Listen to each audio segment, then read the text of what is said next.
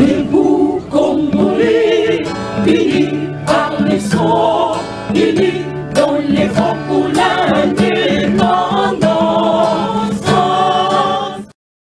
On a émission Nabino Haut-Parleur, merci na confiance et na fidélité. Face à face, c'est Monsieur Le Belara. Marambo Italie spiritualité, Marambo Italie côté moral Nabiso. Le loro ensemble, les sous apôtre Odiko Azali Nabiso Awa, pour le Bela toujours la théocratie. Image topé les soleils papa Kimbango autrement. Bandeko Babeta les soleils papa Kimbango n'a pas façon belé, mais Azana touche moko particulière, le lengue ya révélé, oyo papa Kimbango Azara. Pour mboka oyo topé pour mokili mobimba tozali awa n'importe diko dans opé sa mbote na papa journaliste bonio tozali bien angolo na nkolo plaisir il y a trop émission de cela qui nous récemment nazoki bataki ebele naloba nini eza musala na yo il faut la sepela nango ouais yo za ngomba bino boza ngomba prince za ngomba média za ngomba na tango oyo mais tango ya ba Moïse bazaki na ngomba naturel mais ngomba siko spirituel eza prince ya awa nde satan alekisaka message na ye awa pe nzambe pe azolekisa message na ye parce que moni na tango ya Noa na ya ba Moïse soki ba moni ka musakola mati na ngomba c'est pourquoi mona bazaki ko se camper mingi kaka pembeni ya ngomba baye na sinaye amati kuna ali babandi mato nyonso efungwami alinga lobela biso nini mais lelo bato bakofungola mato ina bango bayokanga à travers ngomba veut dire le média. Voilà, à travers les médias, bien que taxi rabiso mingi, comme quand le lobby est très fort en tant que spirituel comprendre ça. Diable a un message naïe, nous n'avons pas besoin de il y a un message, mais parfois battre rabiso que bazo comprendre que le combat aux anangwana au sein rabiso beaucoup plus discernement. C'est nous maintenant, na bino bat besoin de la biso, beaucoup aux vraiment na discernement, il y a aux ala ya benga rabiso, ba journée sur retourna, et au sala vraiment kitoko mingi. Alors, toujours continuer toujours dans le comme biso ya théocratie, papa Kimbango okutana na yeli susu wapi. Bon, papa Kimbango nakutana na Angola. D'ailleurs, nakutana na Angola na sala na bandaki côté avant nakutana na un jour nazaki kati na prière na monika kana mina salon moko parce que moi je ne croyais plus à papa Kimbango parce que je fis église nanga ya suka malgré na tambola na bandaki kimbangiste bolenge nanga pampo mama zaki kimbangiste à concevoir ngaka na kimbangiste mais na eko bima na kotambola ka biso ko luka na saboté là papa Kimbango na bi il est un faux prophète nzambali misangai mais zali parcours il faut ya kokaki nzambali ngaka lekisanga pona sosola makambe pele na eko koma église nanga suka ezaki témoin de Jéhovah na témoin de Jéhovah oyebi bitumba mususu tozaka na mboko parce que mangomba wane yaka na bonzambe mais yaka kobundisa spiritualité na biso bayaka kobundisa spiritualité na biso nde batambola ka bongo mangomba wana nyonso majorité okomona je vais na kopeso clarification pour être basé à Nzambe pour Yesu alobaka plusieurs viendront à mon nom ils feront des miracles de produits au point même de les séduire si possible les élire. Ce n'est pas parce que le miracle, c'est pas parce que tu viens au nom de Jésus-Christ, mais l'autre souligner que c'est quand vous connaîtrez la vérité. Bon, ce qui est dans la lobby, les Camboya Lokuta, mais tout en état, Moussa Lanzam, qu'on considère les soutiens quand Moussa Lanzam. C'est comme ça que mon bitumbo bisoto bandi, toujours bandango spirituellement, dengue na wuta ko yebisa ok. Au moins bato mingi bazo soutenir bitumba ya nzoto o tozo zwa kuna na goma ba rebelle ba nini na ba este kuna na ba nini o toza ba bombodwa. Oui. Et to ko soutenir yango pour être kimie ko tan. Mais spirituellement, ce qui est spirituel et bukité nzoto pe ko bikati.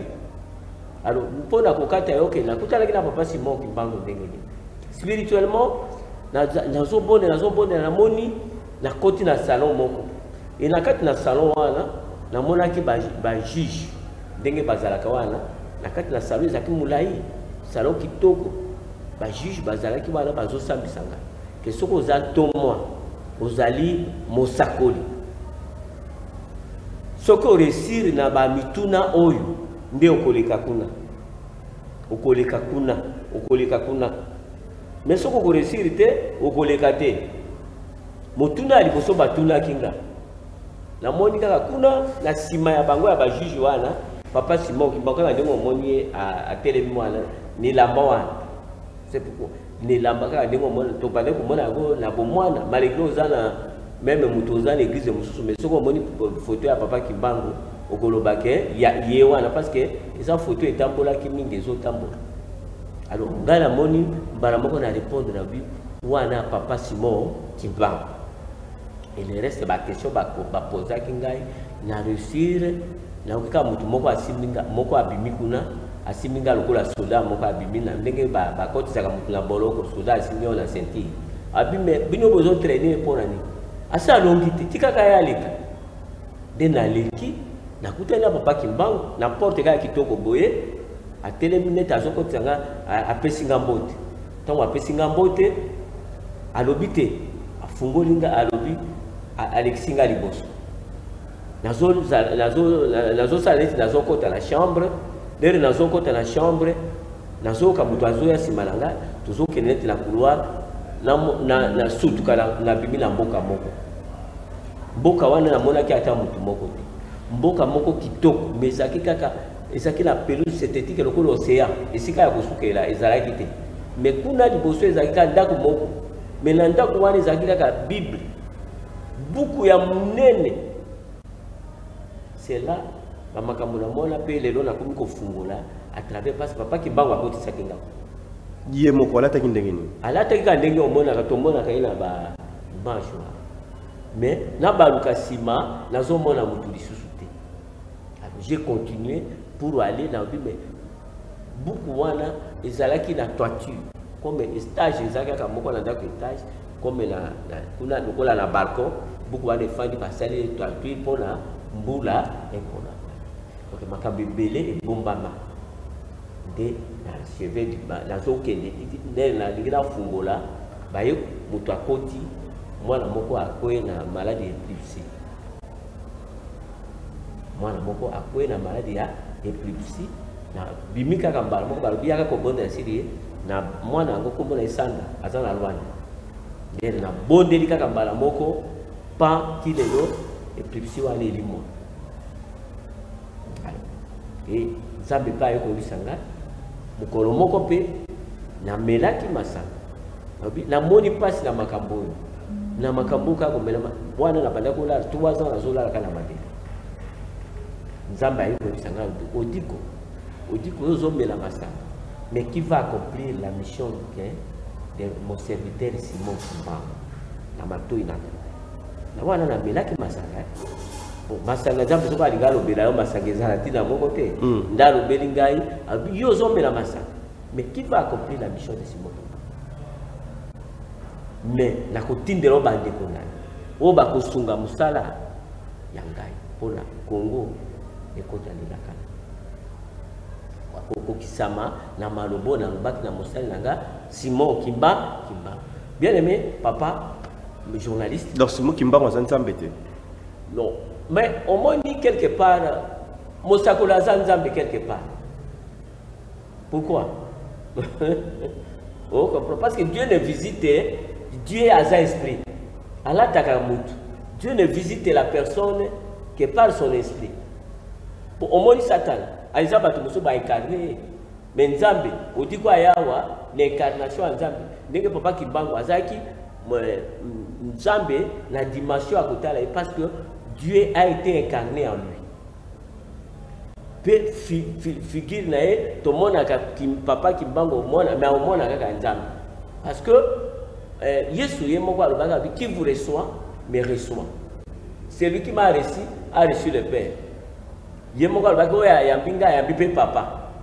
Est-ce que tokoloba nini mokili balobaki que celui d'Emmanuel Dieu parmi les hommes mais azalaki na corps physique mais soki otali très bien soki tokeye mosika okomona ke makambo Yesu arealizaki papa Kimbango arealizaki na mboka Kongo mais soki azalaki mundele peut-être alingaki amata makasi. Moi je m'étonne, il y a problème parce que même problème politique na biso bato bazo comprendre te même mokonzi mboka omoni lite na biso bosakoli ya solo azalaka pembeni ya mokonzi ya mboka po abanda kopesa ye orientation conformément volonté ya nzambe. Mais système a fait que biso bato toza na message ya mboka toza écarté. Tout ce que bato wana bazogome mokonzi ya mboka, est-ce que baute pas nzambe? Est-ce que mokonzi ya mboka akoki kotanga ba discours oyo pendant que Congo ezakati na destinée prophétique na ye akende kotanga ba discours oyo ezako concerner makambo ya Congo tena spirituellement na Nations Unies. Nations Unies kuna banani basé réunis. C'est Satan qui les avait réunis parce qu'il ne parle pas de Dieu. Parce que preuve que la Bible a dit que Satan a dit tous ces royaumes m'ont été donnés, je donne à qui je vais t'accompagner. Bah royaume veut dire on va des nations, non? Hein? Les nations, toutes les nations de la terre. La Bible confirme que ils ont géré et pas ça, Satan. Mais organisation des Nations Unies, ouais. Ils ont représenté l'image et ensemble bien Satan. Ce qui Félix Antoine Tshisekedi doit appeler ce qui mboka nanzana. Ce qui a un discours, a bête en États-Unis, je crois que Makamosu c'est chargé. Parce que Satan a la vérité. Satan a la vérité. Mais comme il y a une logique et sans pour autant parler de la destinée prophétique de la République démocratique du Congo. Parce que Batou Balobaka papa journaliste, Congo est école à Bilaka. Mais Bazouaki, Bayebaki Yango, Lolengeni. C'est ça. Tous école à Bilaka. Mais Ndengeni ni tokokota la Bilaka na biso. Et le il faut faire des débats. Ma ministre, il y a la recherche scientifique, parce que la recherche scientifique, c'est la science scientifique, c'est la connaissance. Voilà. Alors, dans le lingo, vous allez Bongo, pensez que vous allez le rôle que Mokonzi Yamboka a organisé, maintenant cette fois-ci, les 65 semaines, pour tout le monde qui l'autre fois pas ça la rango, l'émission sur le baki que Isa et Sika, Mokola 5 pasteur, Traïsaka, Tobé Bakosara Mokonzi Yamboka. Et touche on a des mêmes malédictions que va présenter vrai Nzambete ou elle gratte la Mboka. C'est ça ou pas? Mais parce que le problème c'est quoi? Félix Antoine Tshisekedi, c'est un président Félix Antoine Tshisekedi, un chrétien, un croyant à Jésus-Christ. Donc à ça il a dit Nzambe, ce que je crois que Nzambe appelle ça Mboka, ils ont Nzambe moko véritable. Nzambe Abraham, Isaac et Jacob, Nzambe a ça qui n'a pas en Israël. Par reconnaître l'autorité à Jésus-Christ. C'est très important. Parce que ceux qui total il est là, appellent ça Mboka Nzambe. Mais il faut ça pour autant avoir connaissance et Nzambe. Nzambe Azanan. Aza magistrat suprême, le Kolaye. Nzambe Aza législateur, le Kolaye, garant de la Constitution. Nzambe Aza exécuteur, veut dire parce qu'il règne, il est roi par un mandat constitutionnel. 5 ans renouvelables une fois. Il y a un roi belge basé la même fonction d'attribution. Malgré il y a un mandat biologique. Hein? Bon, Yango Moni, Félix, roi Yango Moni, les gens ne comprennent pas que Félix c'était un roi. Donc toutes les fonctions que Félix a dû à an. Mais tant qu'il y a appelé ça qui mboka nanzambe. Après ça, il a fait sa démission. Alléluia. Il a fait sa démission. Parce que Nzambe a Congo et Félix Antoine Tshisekedi. Nzambe a Congo. Parce que toutes les fonctions et les attributions que Tshisekedi en a, Dieu en a. Donc, au moment de séparation, Nzambe a dit qu'Israël, parce que Israël, la nation comme elle est là, il était sous gestion, sous politique et Nzambe, la théocratie. Et pourquoi Nzambe a dit qu'il trône et pas appelé Samoutou na Israël? Ce qu'on a dit dans Samuel chapitre 8, verset 4 jusqu'à 22. Au bandit et rébellion à ban Israël. Parce qu'Israël ne se conformait pas avec toutes les nations. Ils étaient une nation théocratique. Oui, banda qui n'a Moïse, na Moïse de Sinaï. Il y a aussi dans le temps où le prophète Samuel. Alors, Israël baïko copier pour imiter la nation, tandis que les leaders sortaient en Égypte, il ne faut pas imiter des nations dans leur comportement. Mais au contraire, vous devez les détruire. Ce qui est théocratie, il faut Congolais à ignorance. Parce que c'est Dieu qui m'a envoyé au Diko, qui nous fungo la bande économiste. Quand fungo la bande ça veut dire, ce n'est pas ces yeux physiques là, mais yeux spirituels veut dire que l'on la mouton ignorance. Vous ne me direz pas qu'un pasteur, mon quoi, même un prophète, mon quoi, à quoi contredire ce que je dis. Alors, arrivé à un certain moment, Israël va pécher. Nous voudrons avoir un roi comme toutes les nations. Hein? Comme toutes les nations. Donc, les nations, excepté Israël. Israël, les qui peuple, comme ils s'emparent, Israël, qui autant bissama, n'ensemble mokelilo la PC. Alors, toutes les nations étaient sous l'occupation diabolique, satanique dans Zaki autant parce que c'était, dans chaque nation, c'était l'homme qui était sous le trône. Tandis qu'en Israël, c'était Dieu qui était sous le trône. Trône veut dire quoi? Quand on voit quelqu'un dans le trône, il devait avoir tous ces trois pouvoirs. Il faut avoir un pouvoir judiciaire, pouvoir législatif, pouvoir exécutif. Parce que Félix Antoine Tshisekedi n'est pas allé partout. Même si qui est à plastique, il a le trône parce qu'il a le pouvoir. Tant que vous avez le pouvoir de vivre, la fonction, la attribution, mais il demeure Félix Tshisekedi parce qu'il ne règne pas. C'est comme aussi Dieu. Dieu, on l'a ravi le trône en Israël, donc Dieu ne règne nulle part. C'est pourquoi quand Jésus-Christ était venu, il y a une théocratie pour restaurer les sous Bokondi Nanza. Bokondi Nanza, Nanza Bebaïpe Kobomaï. Donc il a dit, cet royaume, veut dire le royaume de Dieu, c'est la théocratie.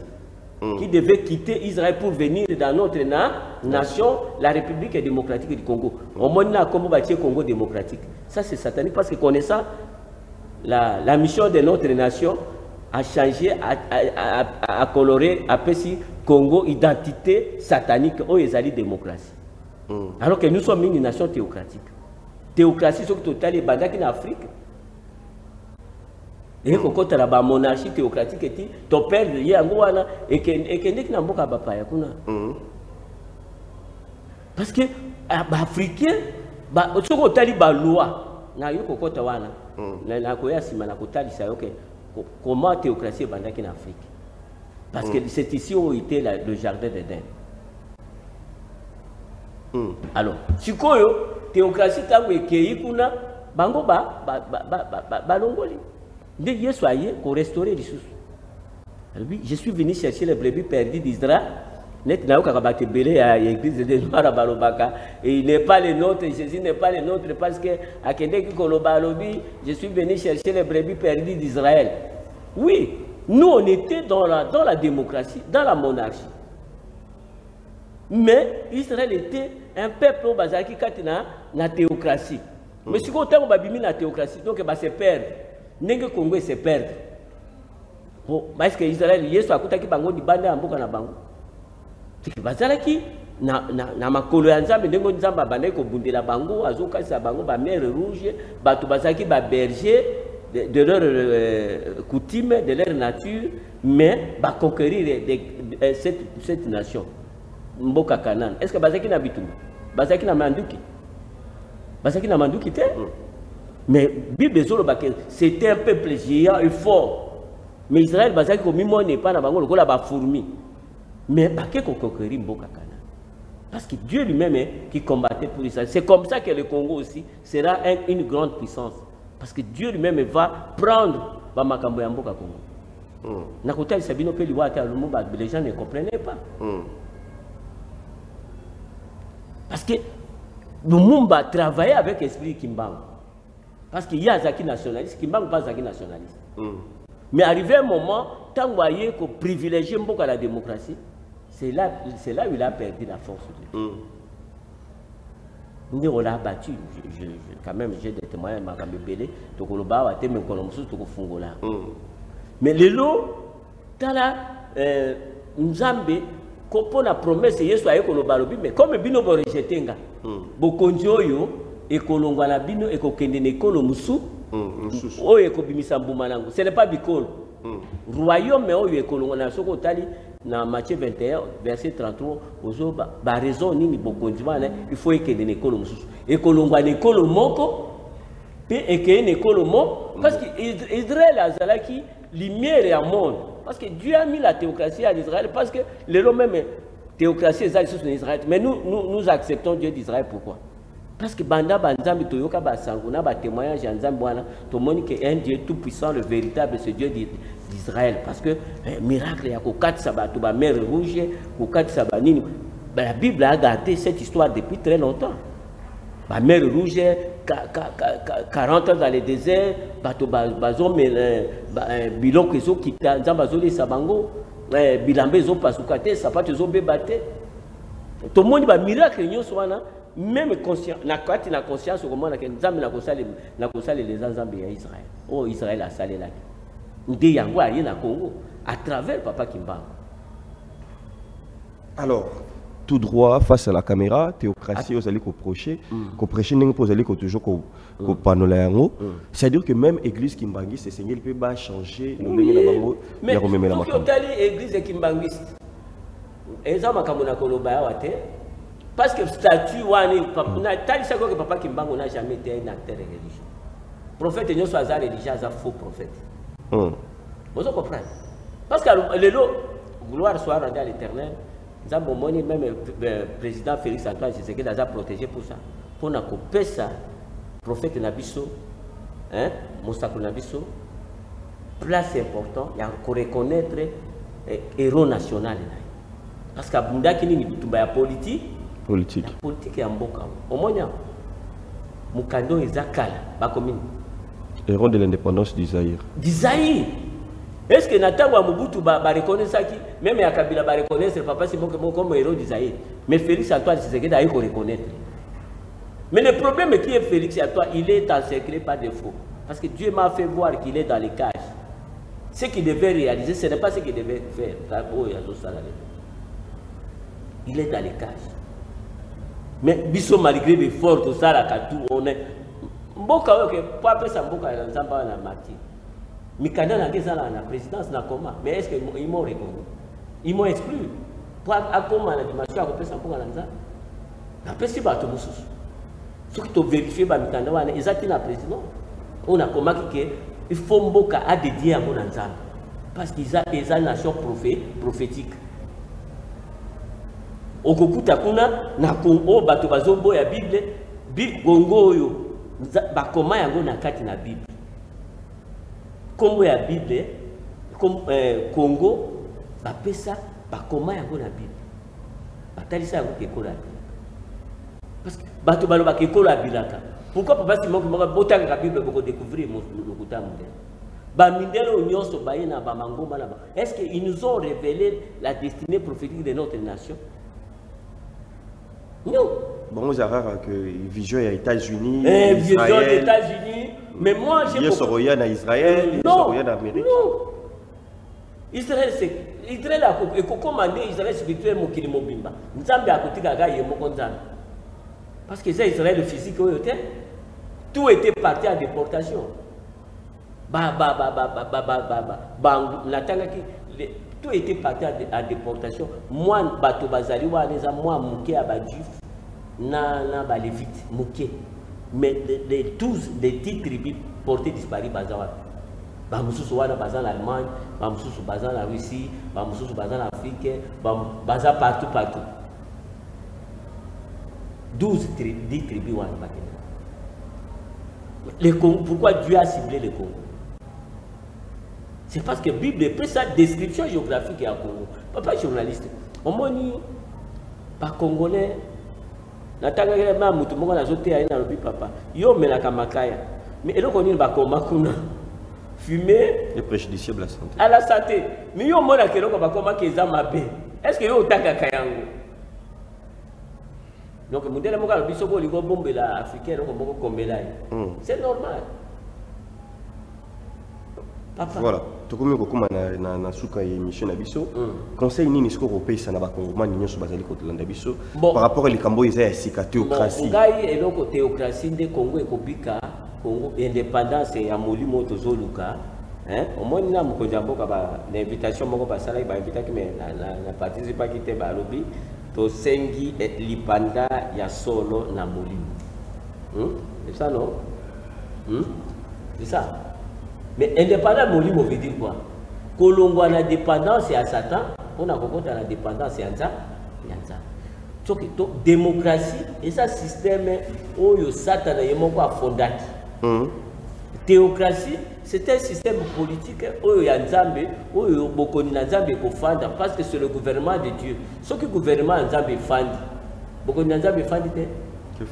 Ah, mais c'est théocratie dans le monde, dans le monde, à part Israël qui est Israël. Où les Lévites et les ministres. Na sacerdoce lévitique. Mais na sacerdoce royal. Il faut y aller dans le Congo. Et pourquoi ils vont nous bloquer pour la théocratie? Mais les Congolais, c'est un peuple de Dieu. La qualité spirituelle à Congo. Et ça, la Bible. C'est pourquoi papa qui bango aloba ki ke botika Bible était. Beaucoup découvrir mundele beaucoup kanga mo binelo ka memela ki bino. Lelo là je prêche christianisme politique. Mundela memela ki biso religieux. Lelo je suis en train de faire voir les gens la destinée prophétique de notre nation kaka kati na Bible ya ba memela ki biso. To kangi na nini te. Baya kolongola. Est-ce que les États-Unis sont là? La Bible. Pays à part Israël, Congo s'est retrouvé dans la Bible. Esaïe 18, Elobini, Sophonie, ok, kuna la 3, 9, ok, Elobini. Et quoi pour la Congo? Parce que Zambie a coupé Kolobate, Kota, Kopesa Combo. Mais après, c'est une description géographique et en Boka Congo. Dengue après, c'est une description géographique et en Boka Kanana. Oyo devait hériter, changer combo ni Israël. Mais ça qui combo Israël était. Mais combo te changer à Congo. Tolongwa na Congo, Léopoldville, Congo Zaïre, Toye Kokumba Congo, ce qui ni wala, le Congo démocratique. Est-ce que Congo est changé de description là, géographique là?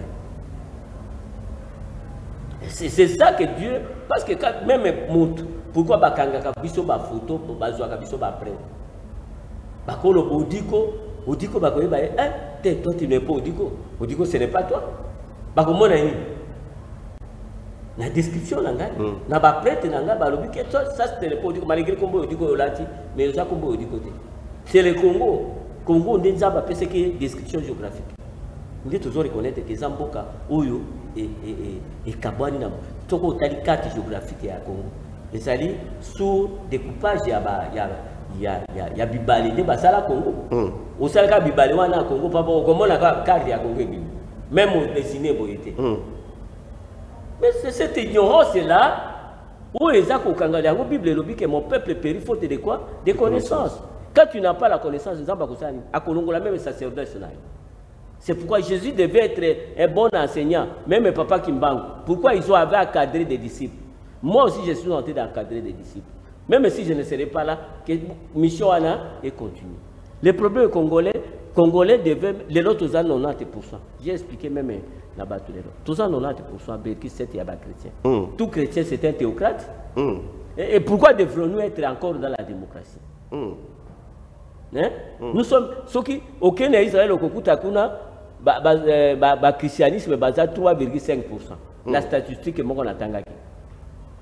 Mais ce qui démocratiquement, Koromouana et Koza tête pour Israël comme une nation théocratique. Parce que nous reconnaître Jésus. Mais Bisso, Tozali, non, veut dire nous sommes des nés de nouveau. Tout Congolais, même à Zoïba, Maïbi, Naïbi, Andimakaïs. Donc 90,7%. Mais Tokomi Bana Yanza, Yanzam. Anzela Kondimela Yesu Masia, Lokola Kolope Mbix. Mais Bana Nzambi, pourquoi devrons-nous encore être dans la démocratie? Et ça, les Bungate? Merci beaucoup. Alors, contact, est-ce que vous offrez appel Pena Bandeko? Oui, pourvu que le message au papa est tambolamboka, même mon kondiamboka, parce que Bago Bakansa qui tokeneka Kulukambongo, Bakangine qui m'apporte, ils n'ont rien là à donner au chef de l'État. Parce que ma message, parce que tous les nations Senga, tout ça la conférence nationale sur la destinée prophétique de la République démocratique. Parce que Ngaï, il faut la démontrer, est-ce que devrons-nous être un peuple théocratique ou non? qui vont soutenir. C'est le même chef de l'État. La confession religieuse, l'autorité politique, le chef coutumier, la classe sociale de Yamboka Congo. Tout Sangana, tout l'opération du Congo. Voilà, merci beaucoup. Contact Nabino 081 657 95 66. 081 657 95 66. Merci beaucoup. Tokomi na souka émission Mokola Lelo. Merci na fidélité et na confiance. Nabino nyonso bo renouveler toujours na haut-parleur. Alors là tropé ça communiquer topé message oyo na bandeko topé na Sa Majesté Zenkosi oyo bisika wapi a komisi message na bandeko nyonso ndenge bozali komona ba yo bazali na maladie que pharmacopée et l'agneau ils allaient toujours wana pour recevoir bandeko nyonso ba yo bazali ko souffrir na prostate bandeko bazali ko souffrir na ba poison bandeko bazali ko souffrir na ba règles douloureuses bandeko bazali souffrir na diabète na type nyonso lolenge ni sokoki osala yo oza na potezo kaukate oza na nini bandeko bazo souffrir na infertilité topé na éjaculation précoce appareil ya mama to ya papa ezosala lisusu te bakawana nyonso ekoki kozala spirituel topé physique.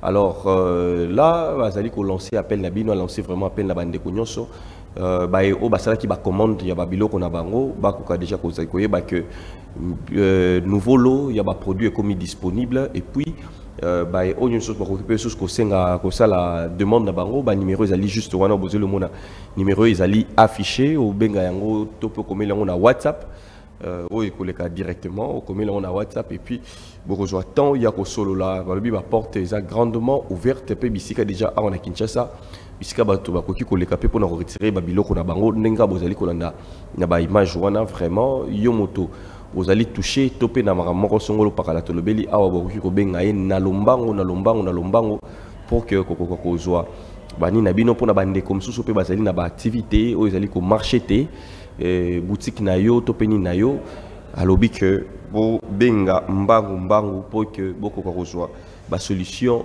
nabino. Alors merci na apôtre Odiko pour n'attendre yo merci na ingénieur na mama Esther na ingénieur JC Bazala Kiwana. Oui, merci Penayo. Nzamba pambola yo apambola pe au palais parce que ça il est beau, il y a réveil. Oui. L'opération réveil où est incarné voilà. Merci beaucoup. Ça n'est fini pour aujourd'hui. Écoutez nos prochains numéros. Bye bye.